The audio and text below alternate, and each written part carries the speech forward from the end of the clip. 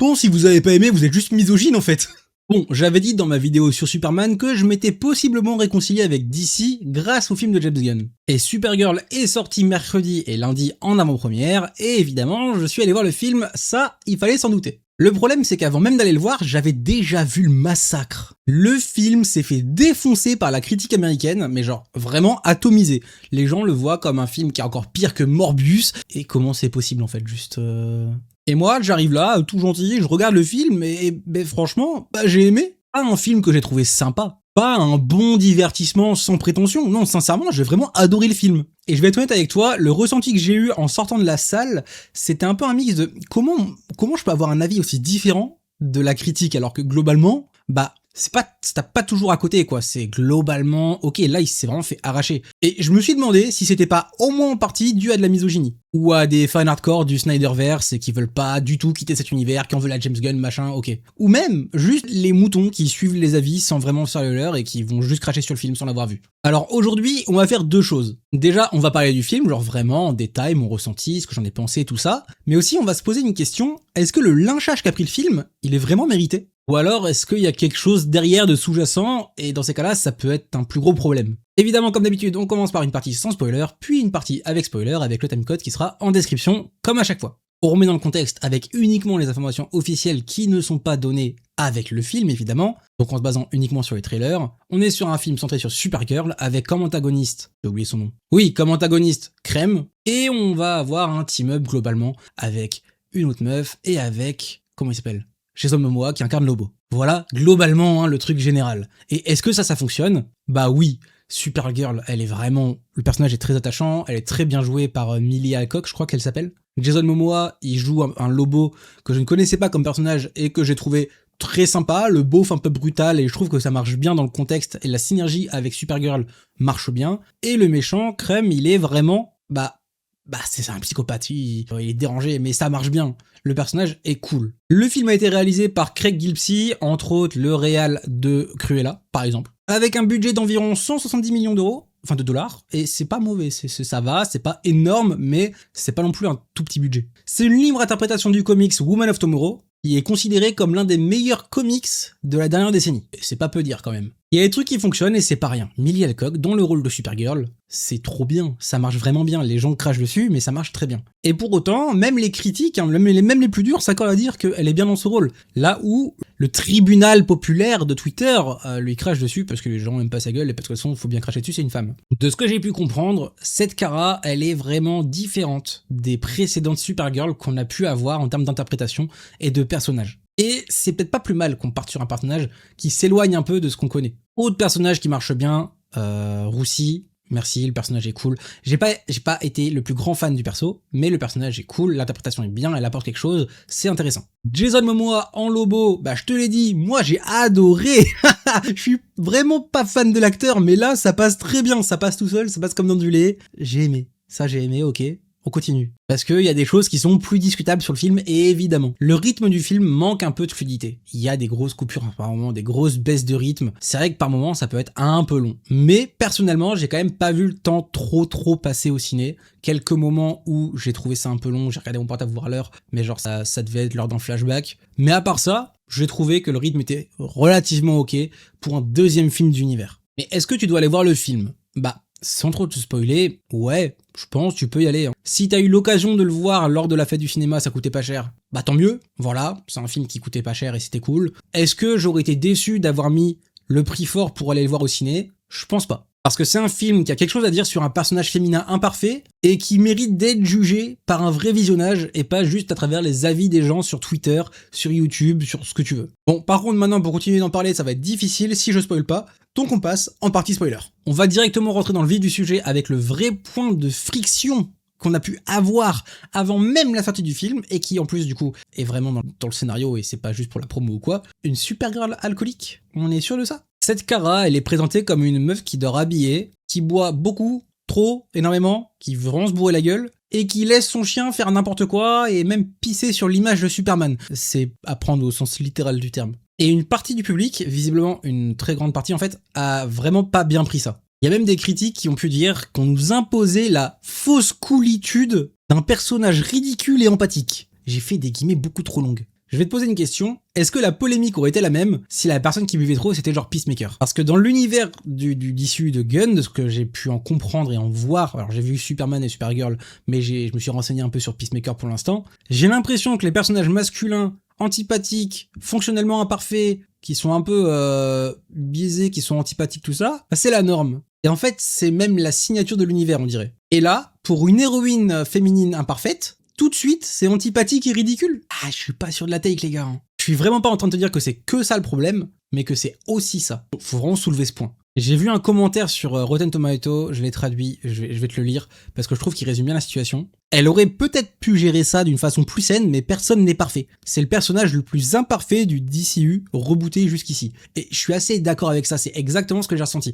On est sur un personnage imparfait, et c'est pas plus mal. Les personnages parfaits dans les films, c'est pas intéressant. Un Superman qui croit en la bonté absolue des gens, qui est un peu niais, mais qui veut faire le bien, bah voilà, il est pas parfait. Une Supergirl fatiguée, fracturée, qui boit pour gérer une solitude aberrante parce qu'au final elle se retrouve toute seule et elle se sent pas chez elle sur Terre et du coup elle repart et machin. Pourquoi ça c'est pas acceptable? Je sais pas si vous voyez le problème. Maintenant on va être honnête directement sur un autre truc qui marche moins et pour le coup c'est une critique qui est légitime. Kara, donc Supergirl, elle a une vraie évolution, ça c'est trop bien, on est très content. Elle a vraiment une évolution au fur et à mesure de l'intrigue et apparemment c'est même mieux que dans les comics parce que dans les comics elle est plus là comme une guide silencieuse on va dire. Là elle a une vraie évolution tout au long du film, mais c'est au sacrifice de Roussi, qui elle du coup évolue pas tant que ça dans le film au final, alors que c'est vraiment le sidekick dans le film. La sidekick du coup. Apparemment, le scénario a pris beaucoup de liberté par rapport au scénario du comics original. Moi, je les ai pas lus, donc je peux pas trop juger, mais de ce que j'ai cru en comprendre, il a pris beaucoup de liberté,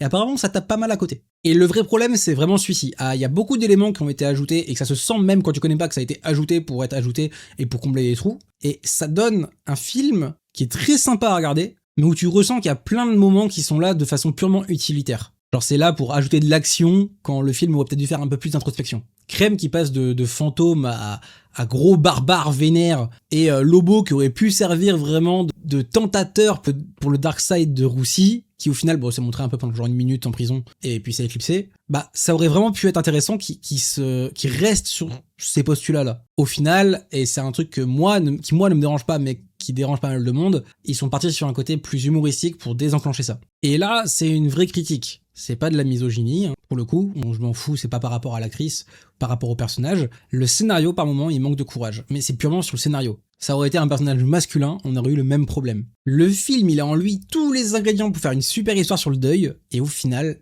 il y a peut-être un peu trop d'humour par rapport à ce qu'on aurait voulu aimer avoir. Mais, et c'est mon avis personnel, j'ai trouvé que malgré tout, l'émotion passait globalement bien. Les scènes avant l'arrivée sur Terre, le rapport à la solitude de Kara, sa relation avec Krypto, pour moi ça a fonctionné même si parfois ça a été vraiment encombré par le scénario qu'il y avait autour. Un autre truc qui moi m'a pas dérangé, mais j'ai cru comprendre que ça en avait dérangé plus d'un, c'est le choix de l'antagoniste avec Crème. Apparemment c'est un méchant qui est un peu trop inconnu. Bah pour moi il l'est, oui effectivement, parce que je connais rien à DC. Donc même Lobo je connaissais pas, même Supergirl en soi, je la connaissais pas quoi. Mais apparemment, c'est un méchant qui est trop inconnu. Le méchant a vraiment une aura de psychopathe, mais globalement, il y a un vrai problème. Il manque de présence, de menaces réelles, et surtout, il manque de raisons personnelles de s'opposer à Kara, outre le facteur du scénario. Et ça, contrairement au personnage de Lex Luthor que j'ai pas forcément aimé dans Superman, mais qui était bien construit et qui avait une vraie obsession pour Superman, là, ça marche moins bien. Un autre souci, parce que j'ai bien aimé Cruella,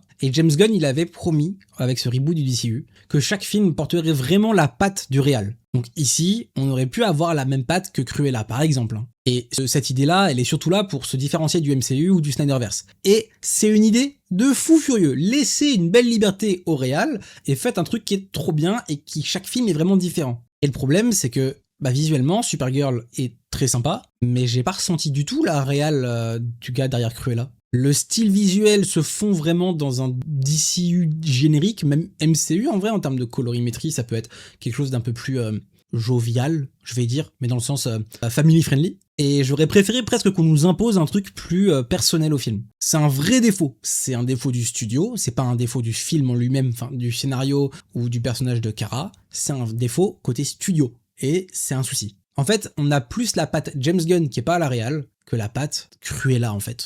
C'est bizarre à dire, mais je me comprends. À part ça, le film était vraiment cool, hein, je le rappelle, j'ai adoré le film. J'essaie de pointer les points négatifs quand même pour apporter quelque chose d'intéressant et de pertinent, mais le film était vraiment très cool, c'était un très bon visionnage, j'ai adoré. Hein. Mais on va en revenir à la question du début. Est-ce que le lynchage autour du film Supergirl est mérité ou pas du tout? Est-ce que c'est de la misogynie? Est-ce que c'est des moutons? Ou est-ce que c'est des fans hardcore du Snyderverse? Ma réponse, elle va être honnête, je pense que c'est un peu les trois en même temps. Il y a des critiques parfaitement légitimes, le scénario qui manque de courage, le problème d'identité du film par exemple. Et en parallèle, il y a des critiques sur le personnage féminin imparfait de Supergirl, qui aurait été acclamé comme un personnage incroyable, subversif, complexe, avec une aura, si ça avait été un personnage masculin. Et ça me pose problème. Et le point que je vois beaucoup revenir, c'est vraiment les fans de Snyder qui jubilent du fait que le film est actuellement en train de faire un four à cause des mauvaises critiques américaines et qui fait un très mauvais démarrage. Et les gars, pitié, faites-vous un avis au lieu de juste chier dessus parce que c'est un film qui est pas fait par Snyder. Le vrai problème,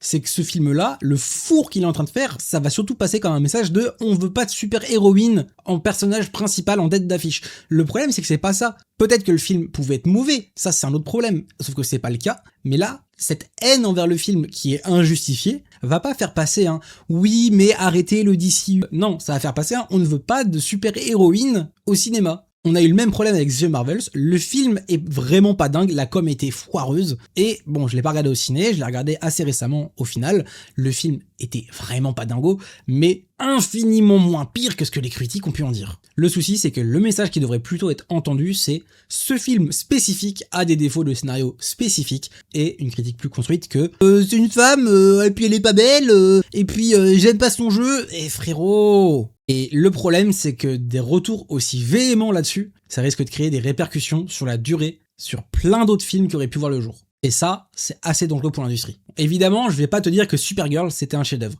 C'était un visionnage que j'ai adoré, j'ai hâte de revoir le personnage, j'ai hâte de revoir Lobo, j'ai hâte de revoir Crypto, même si certaines personnes le détestent. Mais en vrai, c'était pas non plus le film du siècle. Oui, en effet, évidemment que c'est pas le film du siècle. Le scénario a des vrais problèmes. Le méchant manque de présence et le film aurait vraiment gagné à avoir une identité très propre à son réalisateur. Ou même de le pousser un peu plus dans l'introspection du personnage plutôt que d'essayer d'abuser sur les scènes d'action. Ou d'humour, ça marche aussi. Mais j'ai sincèrement aimé ce film, parce que Millie Alcock, elle a fait un truc qui est vraiment bien. Elle a joué son personnage de façon très singulière. J'ai vraiment trouvé de l'émotion dans son rapport à la solitude, dans son rapport au deuil, et dans cette fatigue cosmique d'être totalement isolé et de pas trouver de chez soi. Et je pense sincèrement qu'une bonne partie de ce qu'on lui reproche, c'est quelque chose qu'on aurait célébré si c'était un personnage masculin plutôt que féminin. Un personnage principal cassé, imparfait, pas là pour inspirer mais juste pour survivre et pour avancer. C'est exactement ce qu'on a pu adorer chez Frank Castle, chez Jessica Jones, chez tous les personnages dont on a pu parler en fait sur ma chaîne par exemple, qui sont foncièrement imparfaits,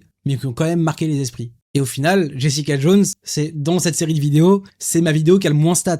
Et c'est la série qui a le moins stat également. Et elle a même fait un four plus gros qu'Iron Fist à sa sortie. Pourtant, Iron Fist, c'était pas dingue. Et chez Supergirl, soudainement, ça devient un problème. Alors, sincèrement, si t'as pas vu le film pour le moment, pose-toi la question à toi-même. Est-ce que ce qui te freine, c'est que c'est une héroïne ? Est-ce que c'est parce que c'est pas le Snyderverse ? Est-ce que c'est parce que t'as vu plein de critiques négatives sur le film comme moi à l'époque pour Superman ? Dis-moi sincèrement, si tu l'as pas vu et que tu veux pas le voir, qu'est-ce qui toi te freine ? Et si tu l'as vu également, dis-le moi en commentaire, je veux ton avis. Sois honnête avec toi-même et dis-moi foncièrement ce que t'en as pensé sans te baser sur ma critique ou sans te baser sur la critique que t'as pu voir sur internet. Tu as ton propre avis et c'est celui-là que je veux entendre. En tout cas, moi je te dis à très vite pour une prochaine vidéo. C'était Gwendal, pense à liker, à commenter, à t'abonner, à partager. Et puis regardez d'autres vidéos, chef. On est là pour partager ensemble. Et je te dis à très vite. Salut!